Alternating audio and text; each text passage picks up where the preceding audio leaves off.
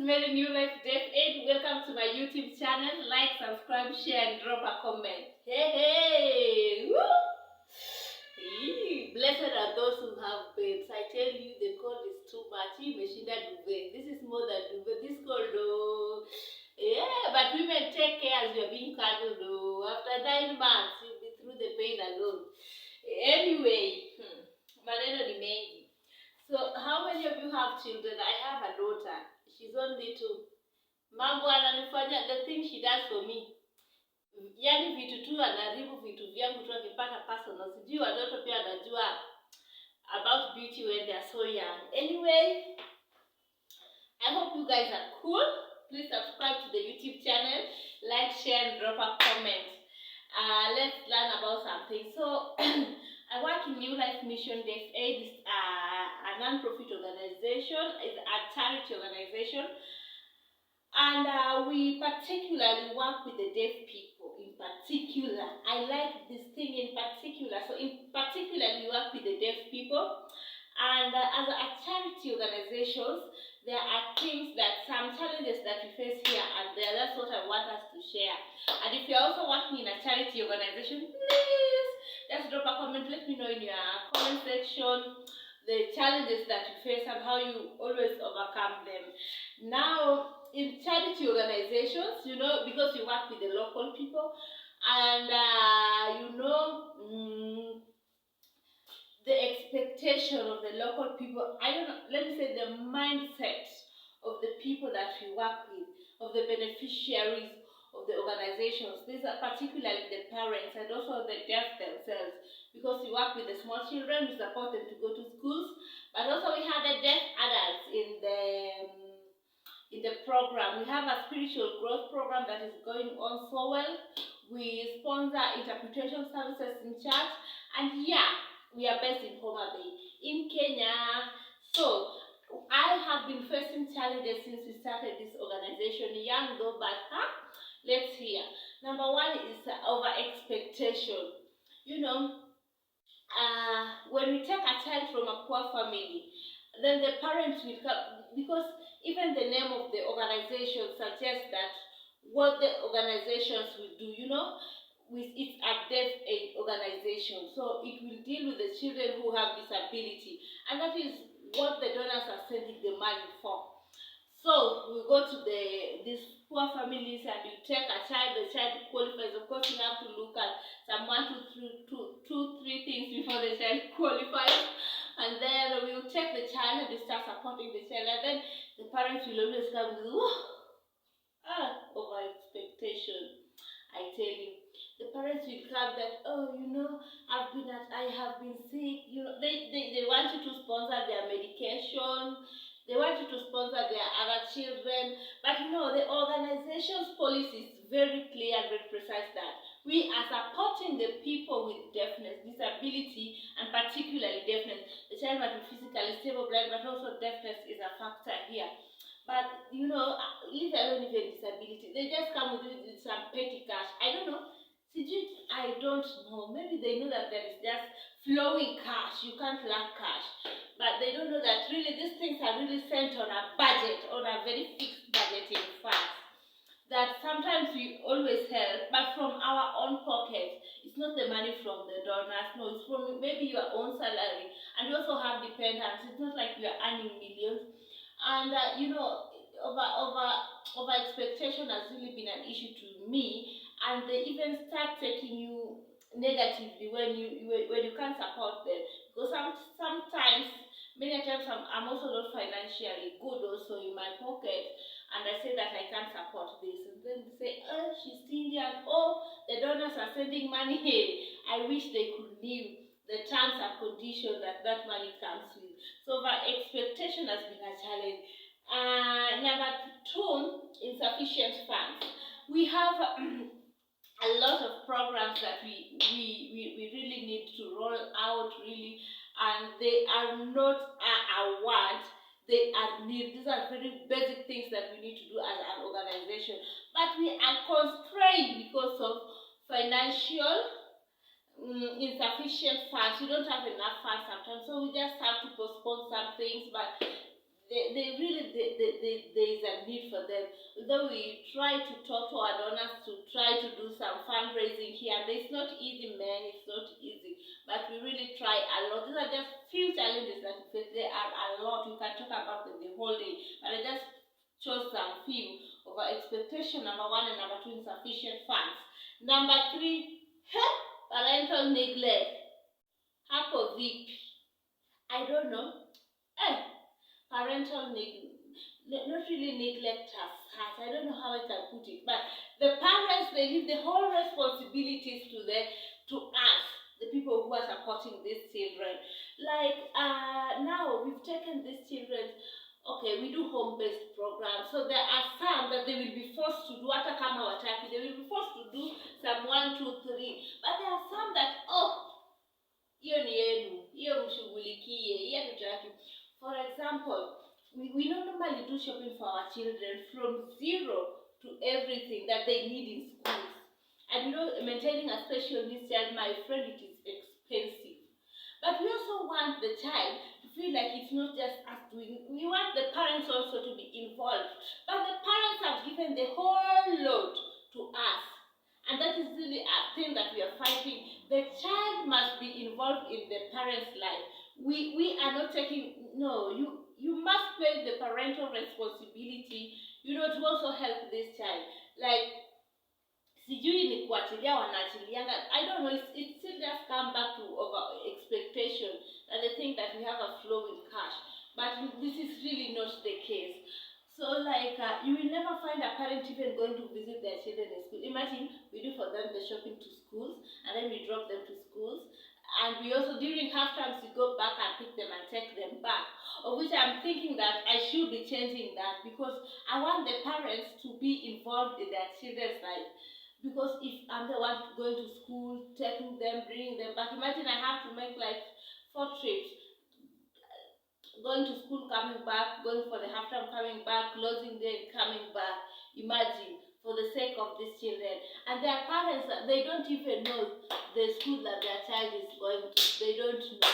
Why? Because they've left the whole responsibility for us. Hata chukua tu time yake ili aende visiting day kutembelea mtoto I'm not saying all of them, but that is a huge factor that we are facing. That wazazi wameachilia, they've left everything to us, like kind of something like that.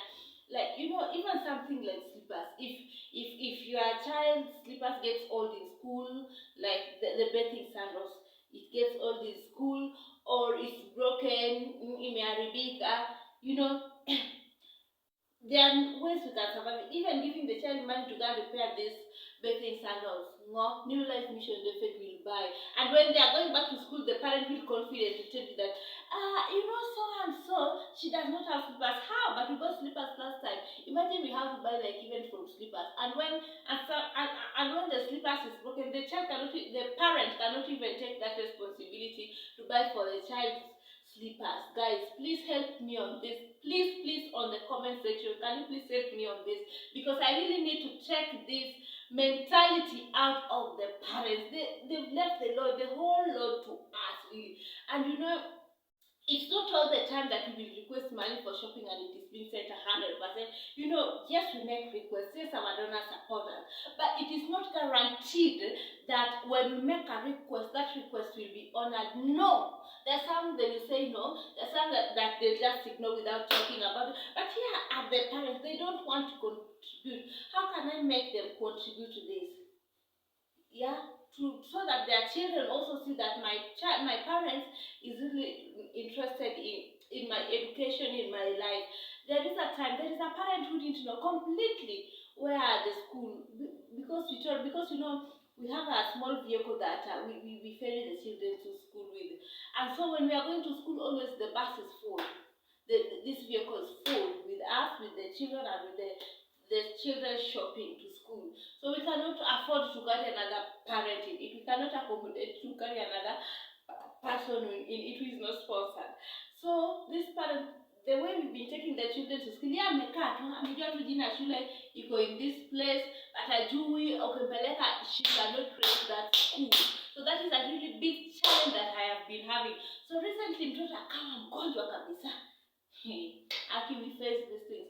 So the child was sick. No, the child was not sick, And the child is somehow conditioned that he has to take medication every day.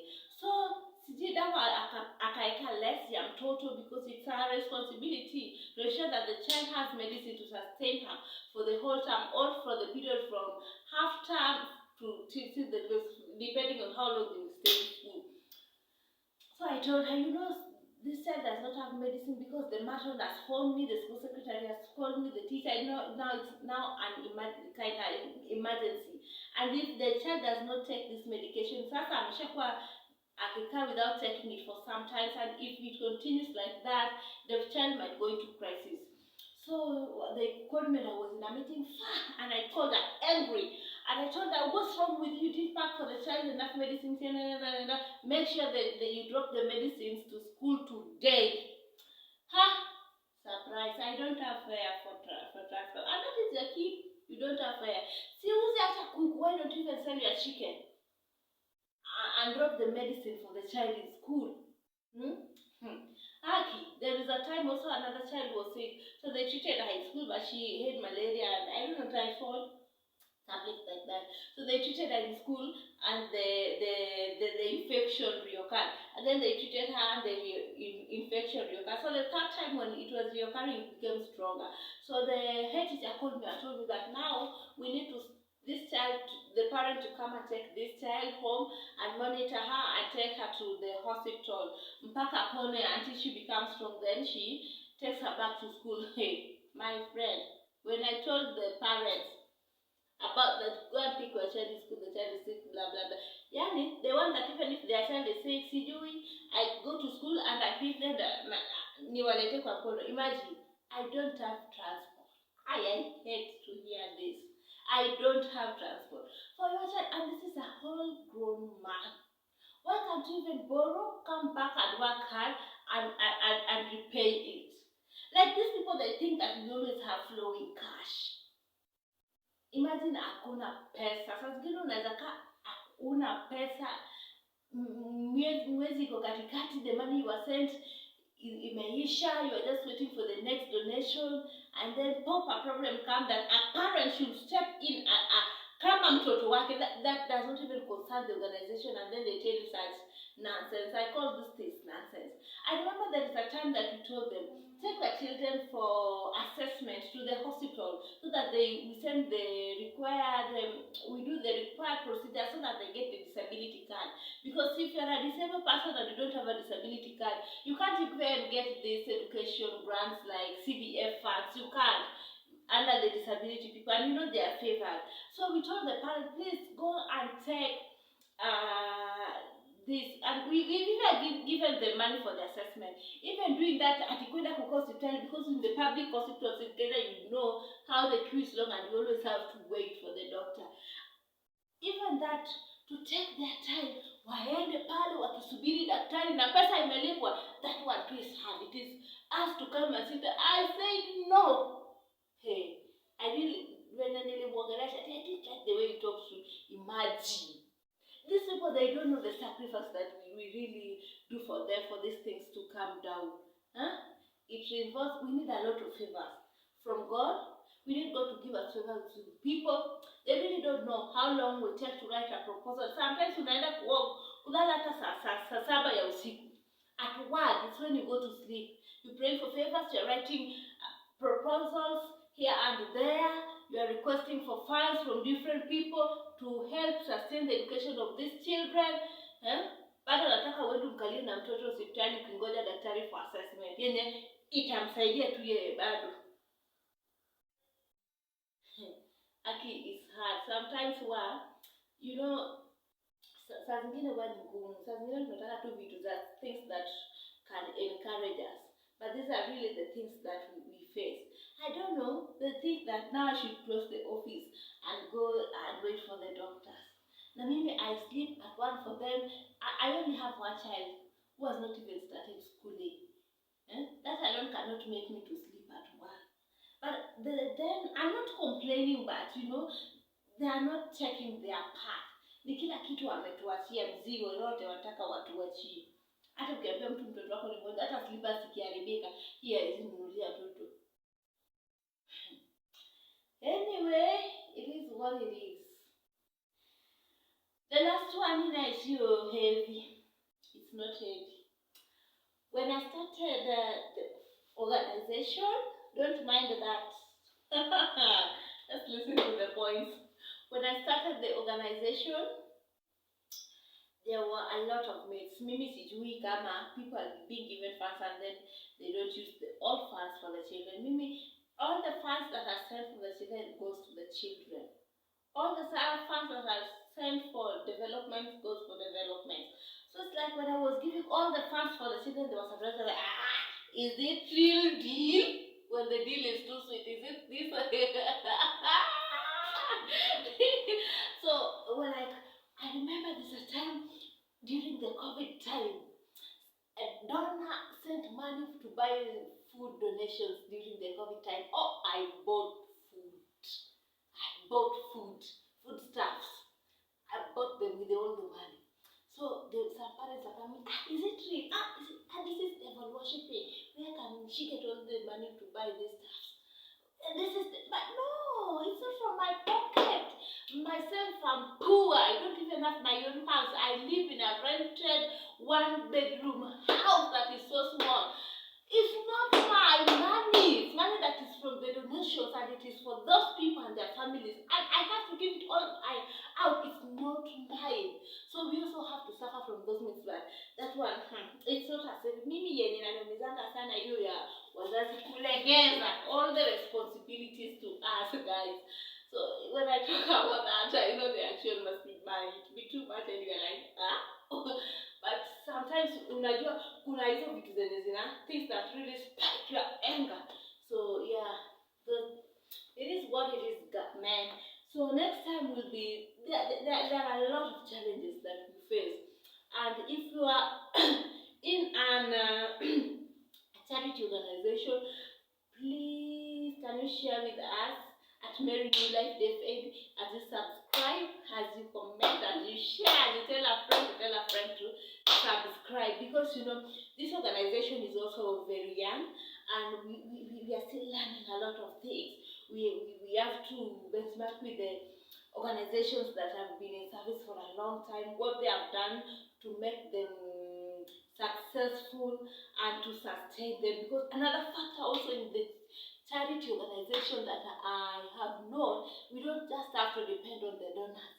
We must look at sustainability, how we are going to sustain ourselves as an organization, in that even if a donor does not send money for a month, you can sustain yourself without going into debt or depression, because these operations, they need money. So thank you very much for taking your time to watch this. I love you so much on the other side of the camera. God bless you. Subscribe to my YouTube channel and tell a friend to tell a friend to subscribe. See you next time. God bless you. Thank you.